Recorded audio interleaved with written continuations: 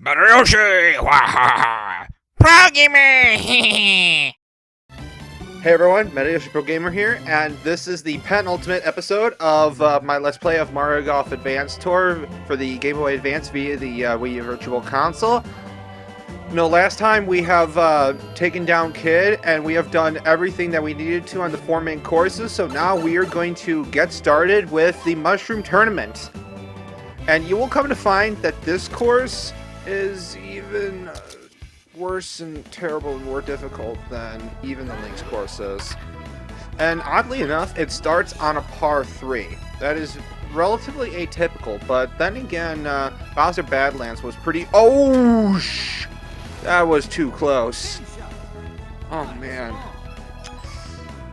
190-yard best drive. Okay. This hole kind of acts like a dog leg, and there's like, islands, except instead of water separating them, it's out of bounds. So it kind of gives you bad vibes of Boo Valley if you've ever played Mario Golf for the N64.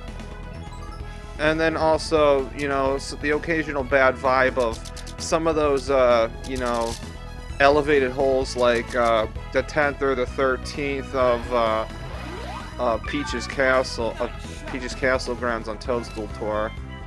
I'm getting a little better at those bumps and runs, but for whatever reason, I can't quite muster that awesome effort that was in the Chip-In Challenge back at the Lynx Club, which I would say, even still, is among the hardest side games that there has ever been. We got max tailwind here, ladies and gentlemen. Let's go! If this lands on fairway, this is going to be a longest drive guaranteed. Go. Go, go, go, go. Ah, stupid slope.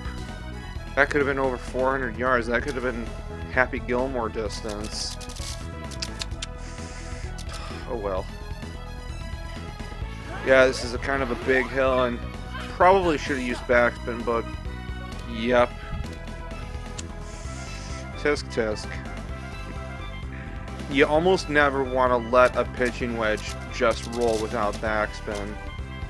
This is some nasty slope we got here. This is a long hole, and any of those like goopy sort of areas on the course, those are OB areas. So it's sort of like how it was in Mario Star and N64, and I'm trying to remember if there are any other hazards that behave similarly to that in other Mario Golf games. Not entirely sure. This hole is a par 5, and you can sort of see in the background we got more of the Bowser Badlands sort of vibe going. Yeah, I mean, this is another one of those multiple winding sort of holes, and so I pretty much just take this as far as the crow's nest goes, with minimal regard to the hazards, even though that's probably not the best of ideas because of the immense distance variation, and pretty much no backspin in the world could save an 11% boost of power there, so, yep. I suppose I'll just have to simply chalk this up as just simple green and regulation instead of under green and reg. And, I honestly forgot it was raining, and I just was stupid and just putted. Oh man, those last couple of holes were like terrible. This is a legitimate evil par 4. Now, if you see those switches that are on the ground there, those will often trigger things. In this case, the bomb switches will make the bombs explode, and so then that can clear away rocks and bombs and things that are in your way, which might be a good thing, but the catch is that your ball has to actually land on that stuff. Yeah, that upslope I landed on apparently was so strong that I actually bounced back. There is some, there can be some very severe slope on this course in places. Well, that stuff's pretty darn soft. Yeah, I'll just pretty much breezing through this place quickly, whether that's a good thing or not. Once again, conditions are difficult. We got rain and wind. Rain, which tends to lessen the amount the ball carries, the loft of the ball, and spin strength, both topspin and backspin. probably super back would have worked out better, but I'm on the fringe and there's probably minimal in the way to move my putt one way or the other, and once again, almost forgot that it was raining. You got to add a good, 50%, unless the putt's really long, to rain putts. Yet another just stupidly long par 4. 460 yards and uphill. That is just horrendously long. Especially the lag places. It's like, even if you land on those, you still have quite a bit of a ways until you're following shot, and so it's like, really, these courses are not designed with mortals in mind. That's kind of the impression that I get.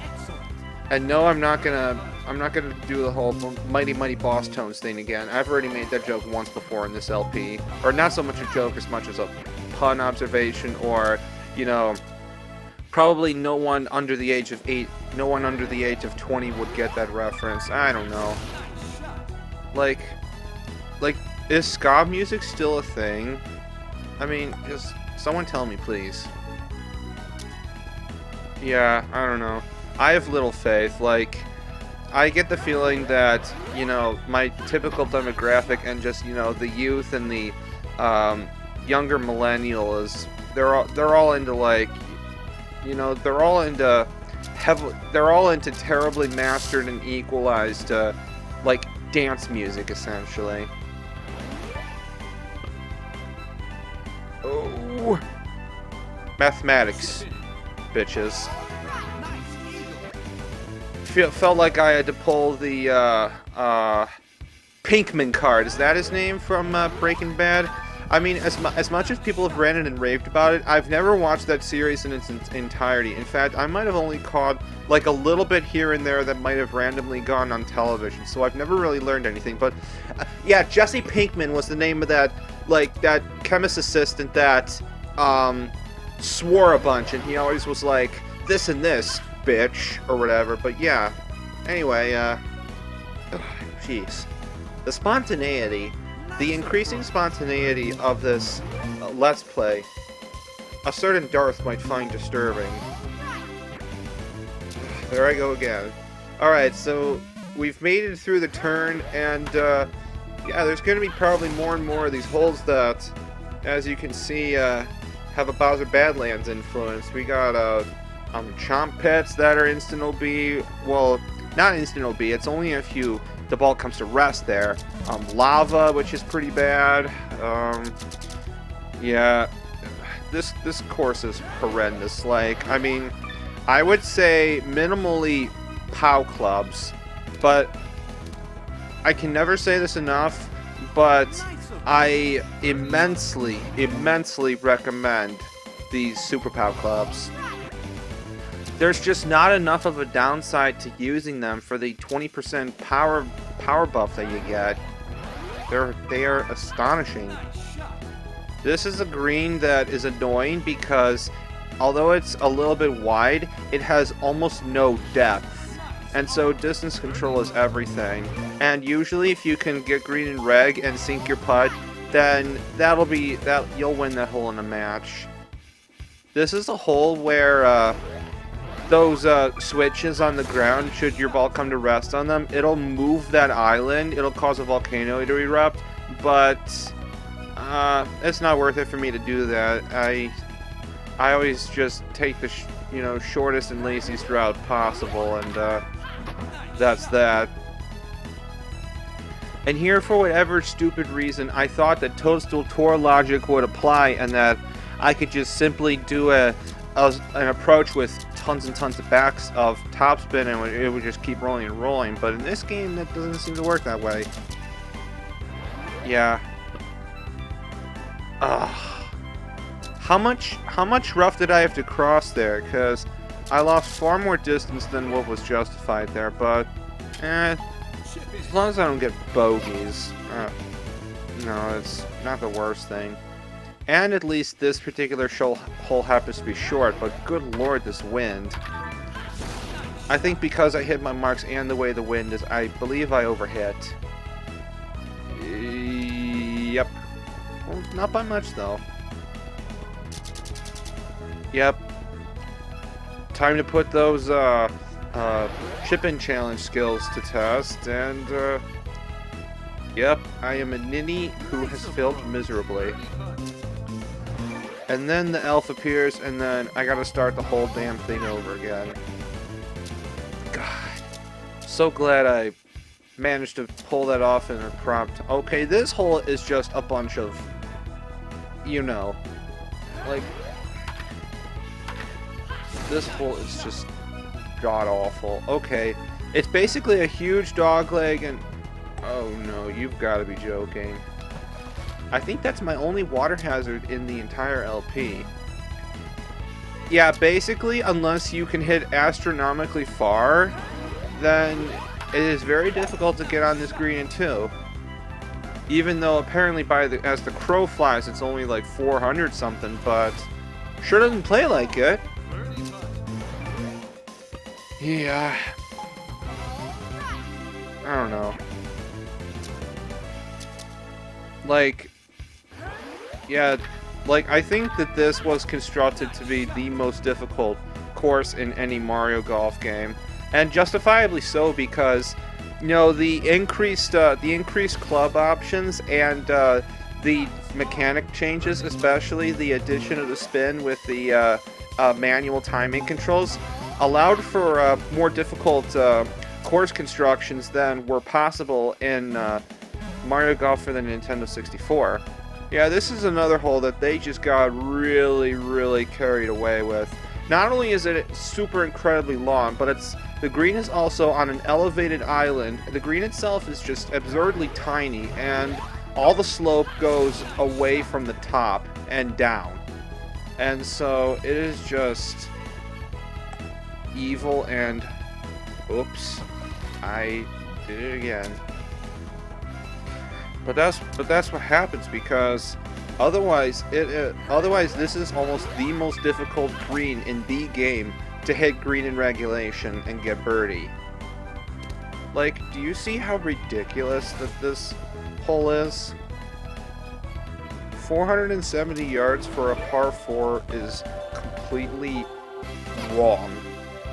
Completely wrong. At least this one's a little more reasonable, even though it's still stupidly difficult. Yeah, this one I can't trust to gain enough yardage from the tailwind to carry over there, and I'm not risking it, so I have to lag. Interesting. Somehow managed to splash out of the bunker, which is nice. But that leaves me having to use a wedge with a heavy wind, and not even backspin on an approach wedge could save how much bounce I got, which is absurd. Yeah, I'm trying to... I think if I add about 20 feet or so from the rough, then...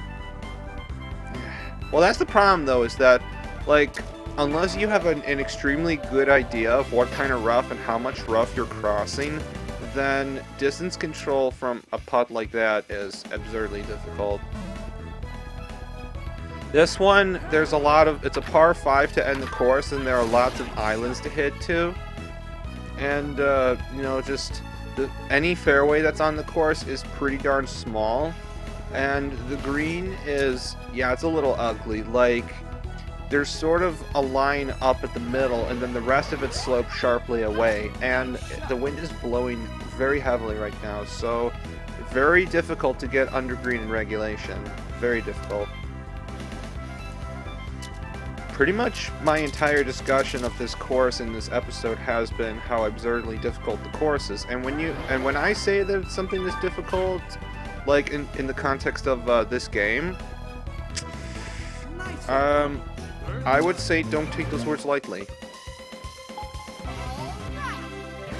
I wish I could have done better than 14 under, but that experience, though, that is enough for almost 4 entire levels. Even though sadly, after this, as far as, you know, the story mode part of my LP goes,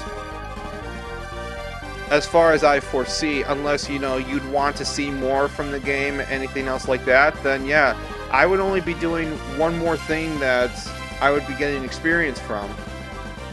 So I'm gonna get a little bit of a buff.